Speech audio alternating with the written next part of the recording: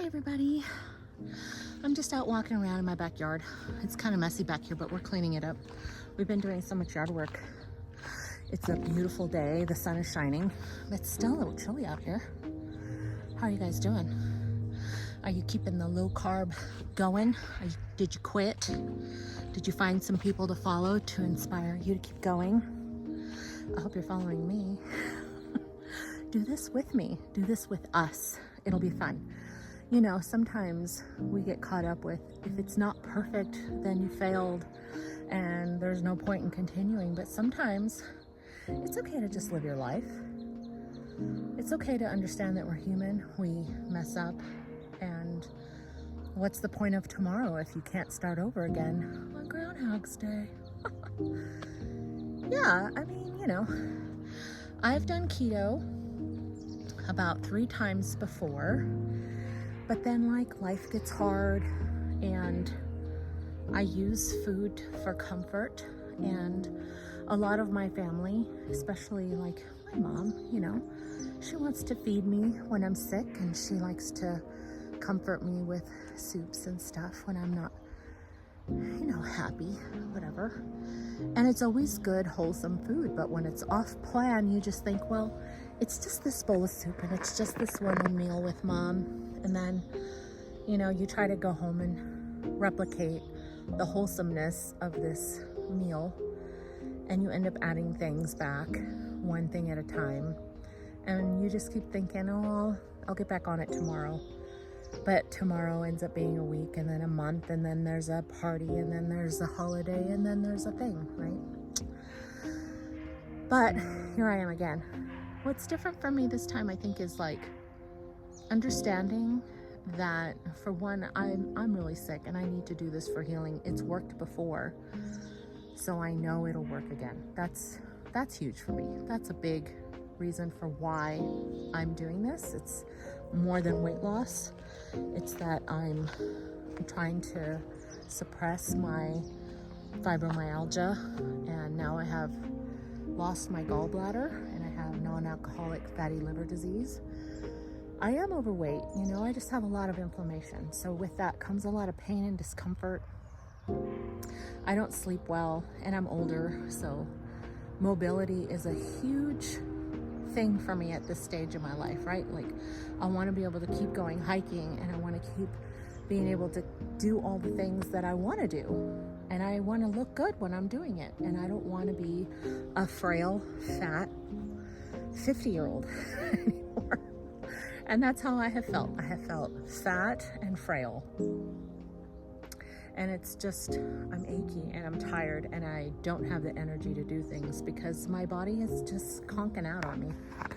And if I can't use GLPs because insurance doesn't cover it for me, I'm just gonna say, okay, Lord, then what can I do?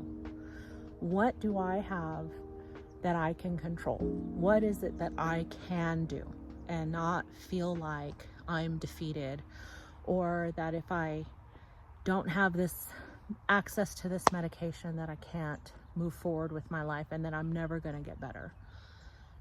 So, you know, I was reflecting on my life and things that have happened in my past.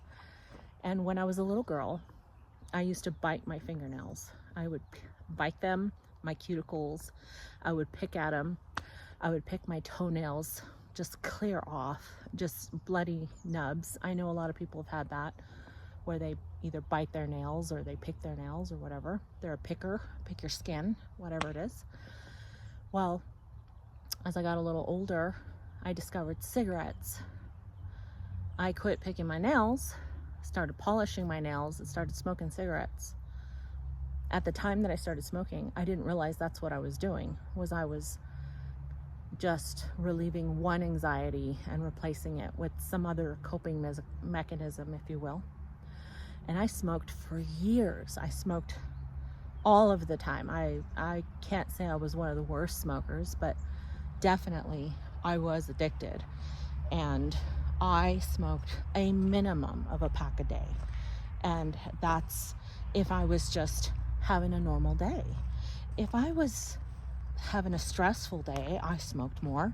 If I was celebrating with friends and we were hanging out, I smoked more. but I was smoked at least a pack a day. I was an addict, okay? Now my health became a concern. I started hacking. I had to wake up at night to go have a cigarette because I had to clear my throat. It was nasty, you know. But to be honest, I liked smoking. I liked smoking a lot. I really enjoyed the smell of cigarettes and Aquanet smoke in my hair. I really liked having a pack in my pocket, my Zippo lighter, and the sound that you make when you open it and strike it. That first drag, how it fizzles. I liked it. It was me. I smoked. But my body said, no, if you don't quit smoking, I'm not going to let you breathe anymore. Well, you know, I got pregnant. I had kids. I had a reason to get healthy. I had to keep up with them. I knew it wasn't good for me. And the prices kept going up. It was so expensive to smoke. It was a really bad habit too. It's nasty. But it's not nasty when you're doing it. It's like being an alcoholic and you have beer cans everywhere and beer breath and beer farts and stinky trash cans, and it is just what it is when you're in the thick of it, right? Like when you're an addict, you don't see it, you don't care. You're just doing your thing, you're living your life, and it is what it is. And then you try to quit, and then you finally quit, and then you look back and you go, oh my gosh. Right? It took me years and several tries.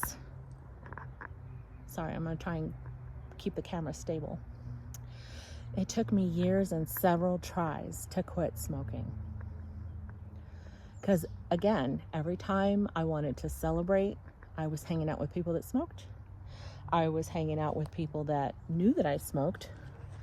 And I was hanging out with people that whenever I was celebrating or sad, they would go outside and smoke with me at work, on break, in life, when we partied. We all pulled out a cigarette and we'd smoke. So, you know, it's tough. And I feel like this is what's been happening with me with my diet. I did finally quit smoking. I started putting food in my mouth.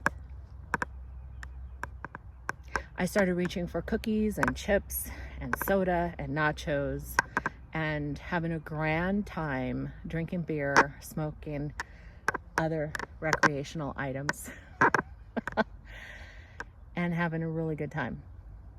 It just was what it was. That's what I used. I switched from smoking cigarettes to food and alcohol and recreational smoking. Not very often. It was more medicinal, to be honest, because I had fibromyalgia and I used it. It felt good. And I would use it on the weekends when I was home, when I wasn't working. But it was an escape. It was a way for me to not smoke cigarettes. So, hey, I was having fun. I was living my life. I was having these indulgences. I was gaining weight. I did feel like trash. My body hurt. I was inflamed all over, but I wasn't smoking, right? So what's a few snacks? Well, a few snacks turned into a crutch, right? Every time I celebrated with food. And every time I was sad, I coped with food. I would just stay home and eat more snacks, because when you don't feel good and you're tired, if you just eat something, you'll feel better. But you don't, because what you're not eating is a salad, and what you're not eating is, healthy foods. You're not reaching for chicken noodle soup. You're reaching for cookies. You're reaching for chips. You're reaching for soda, junk, right? Why is that? What is it about these foods that just makes it so irresistible that you just can't have one Oreo? You gotta eat the whole dang thing. You gotta eat the whole sleeve, the whole box, it's gotta be gone. If I eat one chip, I'm eating to the bottom of the bag, right? Like, I can't have one cigarette because I will smoke that whole pack. I can't have one beer because I'm gonna drink all the beer and I'm gonna drink all the vodka. I'm eating the worm, right? Like, there's something about me personally that cannot handle a little bit. Now, I can. Here's the thing. I can't. But I have faith in the Lord, and the Lord is with me, and He can. He enables me to be able to live a good and fruitful life, and He wants me to live in abundance in a healthy way. And so I had to give all of my strength to the Lord and say, yeah, I can't do this. Every time I try, I fail, and I trade one addictive behavior for another. And I don't want to be that person anymore. I want to just live my life as a normal person. I want to eat healthy food. I want to enjoy tasty snacks on occasion, not as part of my daily regimen, but I need to find things that I can have that don't derail my diet, that aren't going to cause me to binge eat. Because, some of these like keto snacks, they have ingredients that for myself, I can only speak for myself, they make me want more, or the food noise will return. Some people say they can't handle any sweet taste, like at all. If they have a sweet taste in their mouth, then it's just a constant cycle of food noise that makes them want that another one of those protein bars or shakes or whatever the treat is for them. Even if it's gums and Tic Tacs, like we don't know, whatever it is, right? So I want to be able to eat a very good, healthy diet. But whenever I'm on vacation, whenever we're celebrating, whenever I'm sad, whenever I'm this or that or the other, or having a human experience, I want to be able to go into my pantry, have something that I know that is safe for me, that I can just sit on the couch and watch a movie and have a little snack of some sort that isn't going to call my name in the middle of the night, where I'm going to wake up wanting a whole bucket or pail or box or a thing. And if all of the food noise goes away forever, then glory to God, right? But the hunger is not going to go away so long as I am alive. And that's okay. I'm here to document my journey, my personal struggles, and what I'm doing, and how I measure success, which for me at this moment is to allow my body to heal by losing inflammation from years of overeating all of the junk food, right? All the snacks and all the sugary drinks, and overindulging in things I shouldn't. So building new habits, getting healthy, mobility is huge, and getting my bones nice and strong, building muscle. It's just going to be really important. And of course, I want to look good. I want to feel good. I don't want to be fat, frail, and 50.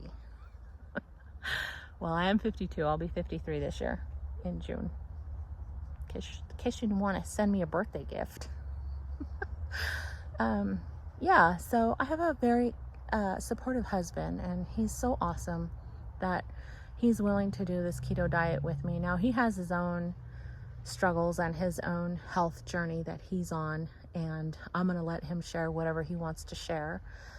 For the time being, he does want to lose about 30 pounds, and so that's a good goal, right? He's very physically active and he's very strong, but he has had some medical problems that we are very concerned with. So, losing a few pounds and working on some strength training is never bad for anyone who's in their 50s. It's really important for all of us. So yeah, I really hope that you'll stick around and watch us grow and watch us learn and see what the Lord does in our life, and just be a part of it. Start your own journey, document it, write it down, make comments, encourage one another, and find your community.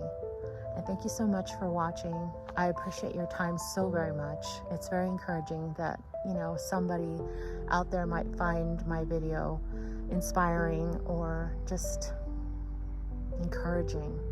That's a big thing. We need community, right? We all start from a bad place in hopes of getting somewhere better.